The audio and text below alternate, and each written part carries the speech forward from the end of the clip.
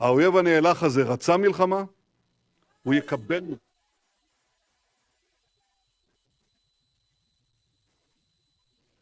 आज जो टॉपिक है वो बड़ा इंपॉर्टेंट होने वाला है, जियो पॉलिटिक्स से, ग्लोबल पॉलिटिक्स से और इवन नेशनल और इंटरनेशनल पॉलिटिक्स से भी। हाल ही में इसराइल ने एक बहुत बड़ा अटैक एक्सपीरियंस किया जिसमें उनके देश के लमसम 1000 से 2000 लोग मरे हैं, साथ ही साथ बहुत सारे सिटीजन्स घायल हुए हैं। अब ये अटैक करने वाले फिलिस्तीन है। अब हम लोग इस वीडियो में ये समझेंगे कि क्या ये पहला अटैक था और इससे पहले के थोड़े वॉर समझेंगे, कितनी बार इसराइल वॉर एक्सपीरियंस किया, साथ ही साथ इसराइल की वजह से जो वॉर हुआ है वो, साथ ही साथ फिलिस्तीन, इजिप्ट और ये जो नेबर्स स्टेट्स हैं जो इसराइल के ऊपर हमला अक्सर करते रहते हैं और इसराइल अक्सर उन लोगों पर हमला करता रहता है। ये सारी चीज समझेंगे बहुत शॉर्ट में इस वीडियो में। साथ ही साथ हम लोग ये रीजन भी समझेंगे कि क्यों फिलिस्तीन, क्यों गाजा, क्यों हेम्स इसराइल के ऊपर ये अनएक्सपेक्टेड एयर स्ट्राइक किया, जो कि वहाँ की सबसे बड़ी ऑर्गेनाइजेशन जो कि मोसाद है वो भी डिटेक्ट नहीं कर पाए। वहाँ के जो कॉम्पिटेंट मिसाइल डिटेक्टर है, एंटी मिसाइल्स है, वो भी उस चीज को डिटेक्ट नहीं कर पाए जो हेम्स, गाजा और फिलिस्तीन के द्वारा किया गया इसराइल के ऊपर। ये सारी चीज समझेंगे हम लोग इस वीडियो। इन 1967 में इसराइल ने अटैक किया इजिप्ट और सीरिया पे। अब ये जो वॉर था ये 6 दिन लगातार चला था। ये एयर स्ट्राइक इम्परेटिव वॉर था जो कि एकदम प्री प्लान वॉर था जो लमसम 6 दिन चला था। अब इस वॉर के एंड में इसराइल ने ऑक्यूपाइड किया था वेस्ट बैंक को, ईस्ट जेरूशलम को, साथ ही साथ गोलन हाइट को। अब जो अरब ईस्ट जेरूशलम था और जो वेस्ट बैंक का, ये कहीं ना कहीं फिलिस्तीन का पार्ट था, कहीं ना कहीं इजिप्ट और सीरिया से लिंक था। तो इसका एनेक्शन किया था इसराइल ने 1967। जब भी वॉर होता है तो उसका रिटेलिएशन भी होता है। तो 1973 में इजिप्ट और सीरिया ने वापस इसराइल पर अटैक किया। अब वो अलग बात है, इसराइल इतना कॉम्पिटेंट है कि किसी भी कंट्री को पुश बैक कर सकता है। तो 1973 के वॉर में वही हुआ और 1973 के वॉर को जो इजिप्ट और सीरिया के द्वारा किया गया था उसकी वो दी यंग कीपर वॉर भी बोला जाता है। अब इन 1982 में अगेन इसराइल ने लेबनान के ऊपर अटैक किया और उसके एक पर्टिकुलर टेरिटरी को कैप्चर किया और बहुत सालों तक उसको जो अपना इन्फ्लुएंस जमाया रखा। 1967 में गाजा को भी कैप्चर कर दिया गया था इसराइल के द्वारा और उसके ऊपर बहुत सारे एयर स्ट्राइक हुए 2006, 2012, 2008। ये कंटिन्यू रहा काफी सालों तक क्योंकि वो एनेक्शन हो गया था इसराइल के द्वारा और ये एनेक्शन हुआ था 1967 में, वो दिया गया था इसराइल के द्वारा गाजा के ऊपर। तो गाजा बहुत पहले से ही एक कैटास्ट्रोफिक सिचुएशन और एक हार्श बिहेवियर इसराइल के थ्रू सफर कर रहा था गाजा बहुत पहले से ही, 1967 से ही। अब 7 अक्टूबर को एक बहुत बड़ा डिजास्टर हुआ इसराइल में। अब इसराइल में हुआ क्या है, इसराइल में 5000 मिसाइल बॉम्ब लॉन्च हुए जिसमें ओवर 2000 लोगों से ज्यादा इसराइल में मर चुके हैं। अब ये हेम्स ने लॉन्च किया, फिलिस्तीन की स्टेट ने लॉन्च किया। अब इसका पर्पस ये था कि हम हेम्स और एज ए फिलिस्तीन हम कब्जा करेंगे इसराइल पे। हाउएवर इसराइल का जो पावर है, इसराइल का जो वेपन टेक्नोलॉजी, इन सारी चीजों से फिलिस्तीन और हेम्स बहुत अच्छी तरीके से एक्सपीरियंस था। इन लोगों को ये सब चीज जानने के बाद भी इन्होंने एयर स्ट्राइक किया।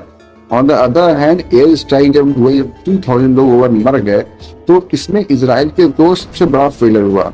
इसराइल की सबसे बड़ी ऑर्गेनाइजेशन मोसाद वो फेल्ड हो गई डिटेक्ट करने में कि एयर स्ट्राइक्स हो रहे हैं हमारे कंट्री में, साथ ही साथ बैरिकेड्स तोड़े जा रहे हैं हमारे कंट्रीज के, उसके थ्रू लोग आ रहे हैं, लोग पैराग्लाइडिंग करके आ रहे हैं, लोग वाया बॉर्डर के थ्रू बॉर्डर बॉडीज को काटते हुए आ रहे हैं। तो ये सारी छोटी सी छोटी चीजों को मोसाद ने अवॉइड किया। अब इसका रीजन क्या था ये तो अभी भी डिटेक्ट नहीं हुआ। सो फॉर अभी इसराइल की तरफ से ये रिपोर्ट आया है कि अभी तक 6000 बॉम्ब्स गाजा, हेम्स, फिलिस्तीन पे गिरा दिया गया और 23 से ज्यादा फैमिली इरेडिकेट हो गई है। इवन हाउसेस में जो सिविलियन थे, अंधाधुंध सिविलियन मारे जा रहे हैं। अब यूनाइटेड नेशन के फूड प्रोग्राम ने ये कहा है कि जिस तरीके से इसराइल फिलिस्तीन की तरफ से और गाजा के लिए जो फूड सप्लाई, फूड चेन को कट कर दिया है, उसकी वजह से गाजा, फिलिस्तीन बहुत ही जल्द एक ऐसी सिचुएशन में जाना वाला जो एक भुखमरी के कारण बनेगा। इस पर बहुत सारे अदर स्टेट्स ने भी कंडेम भी किया। साथ ही साथ बहुत सारे स्टेट्स इजराइल के इस मूवमेंट के खिलाफ थे, बहुत सारे स्टेट फलस्तीन की मूवमेंट के खिलाफ थे। बट हम लोगों को ये समझना जरूरी है कि इस जो चैप्टर ये हुआ इजराइल पे और इजराइल ने जो इसका रिप्रेजेंट किया, इसका कोई कंक्लूजन है कि नहीं है। अब समझने की बात इसलिए ये है कि इसका कंक्लूजन क्या है। आप जब रिसेंटली में रशिया उसे यूक्रेन देखा था, रशिया ने यूक्रेन के ऊपर बहुत बड़ा अटैक किया जिसमें बहुत सारे मिलिटेंट्स मरे थे, बहुत सारे सिविलियंस मरे थे, मिलिट्री का लॉस हुआ था, मॉनिटरी का लॉस हुआ था, दोनों ही कंट्री के थ्रू। बट उसको स्टार्ट करने वाला रशिया था, बट रशिया को सपोर्ट करने वाले बहुत सारे कंट्रीज थे, उसमें इंडिया भी वन ऑफ देम था। हाउएवर इंडिया ने कभी ये नहीं कहा कि यूक्रेन के साथ जो चीज हो रहा है वो सही बना। कहीं ना कहीं किसी न किसी तरीके से इंडिया ने सपोर्ट किया, बहुत सारे कंट्री ने रशिया को सपोर्ट किया, बहुत सारे कंट्री ने यूक्रेन को सपोर्ट किया। अब रिसेंटली में हम ये विटनेस कर रहे हैं कि फलस्तीन और इजराइल से झगड़ा हो रहा है, बॉम्ब्स अटैक हो रहे हैं, जीनोसाइड हो रहा है, अंधाधुंध सिविलियंस मर रहे हैं। तो क्या आपको क्या लगता है कि इसका वजह, इसका रीजन क्या हो सकता है? इसका रीजन तो एक है एनेक्शन, कब्जेदारी। हमारे क्रिमिनल सिस्टम में भी, हमारे इंडिया में भी कब्जे से रिलेटेड बहुत सारे झगड़े होते हैं गांव बेसिस पे। तो ये हम इंटरनेशनल बेसिस पे कर सकते हैं कि इंटरनेशनल बेसिस पे जमीन जायदाद को लेकर झगड़ा होता है।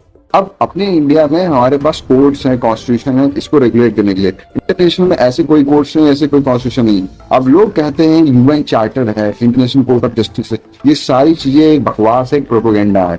कि हम जिस हिसाब से 1947 से अब तक का वॉर देखते हुए आ रहे हैं, world war 2, world war 1, world war 2, उसके बाद बहुत सारे वॉर्स हुए जिनको वॉर का नाम नहीं दिया गया। हम ये भी समझेंगे वॉर का डेफिनेशन क्या। तो पर हमने ये समझ लिया कि जो चीजें चल रही है अभी कंट्री बेसिस पे वो चलती रहेंगी। जो हमेशा स्ट्रॉन्ग होगा वो हमेशा अपना स्ट्रॉन्ग होल्ड बनाए रखेगा वॉर में, ओके। और जो वीक रहेगा वो हमेशा ही इन्वेड होगा, हमेशा ही लॉस सफर करेगा। कुछ लोग इसको बोलेंगे उसकी सहमति में, कुछ लोग इसके खिलाफ बोले, बट कोई भी खुले हाथ से किसी भी चीज को सपोर्ट नहीं करेगा। सपोर्ट इन द सेंस कि कोई यूक्रेन को गन सप्लाई नहीं करेगा, कोई रशिया को गन सप्लाई नहीं करेगा। लोग एक ऊपर ही दूसरे के ऊपर सहानुभूति देंगे, जिसका कोई बेस नहीं है। तो अगर आप बात करें कि हमारे पास ह्यूमन राइट्स इंटरनेशनल बेसिस पे, तो हमारे पास ह्यूमन राइट्स नहीं है। India, Ukraine, Israel, United States, Russia, इन सब ने कभी ह्यूमन राइट्स का पालन कभी नहीं किया, ये लोग कभी करेंगे भी नहीं, क्योंकि इनके लिए ह्यूमन राइट्स कुछ होता ही नहीं है। जिसके पास ज्यादा पावर होगी उसी के पास ह्यूमन राइट्स।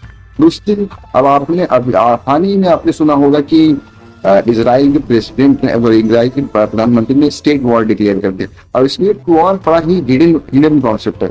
अगर हम लोग वॉर की बात करें तो हमारे इंटरनेशनल लॉ में वॉर का डेफिनेशन ये दिया गया है, कोई भी राज्य, कोई भी स्टेट जो प्रधान सेवक स्टेट है, प्रधान सेवक कंट्री या फिर राष्ट्रपति सेवक कंट्री है, प्राइम मिनिस्टर या फिर प्रेसिडेंट कंट्री, तो प्रेसिडेंट या फिर प्राइम मिनिस्टर एक नोटिफिकेशन में, अपने गैजेटेड नोटिफिकेशन में एक प्रोक्लेमेशन देता है कि हम फले कंट्री पे, XYZ कंट्री पे अपनी कंट्री के द्वारा वॉर डिक्लेयर करते हैं। इस प्रकार से वॉर डिक्लेयर होता है।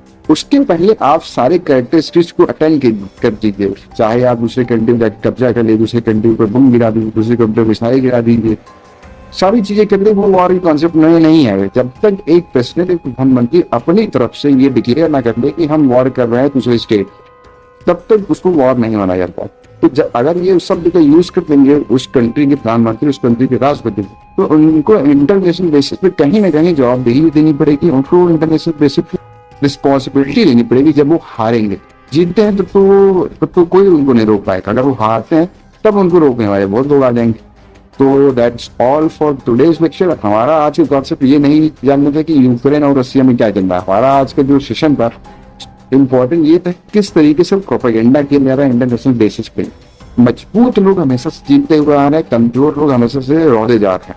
तो हमारे इंटरनेशनल बेसिस पे कभी भी जस्टिस कॉन्सेप्ट नहीं था और ना कभी रहेगा। So stay tune for more topics, for more trending topics. That's all for the today.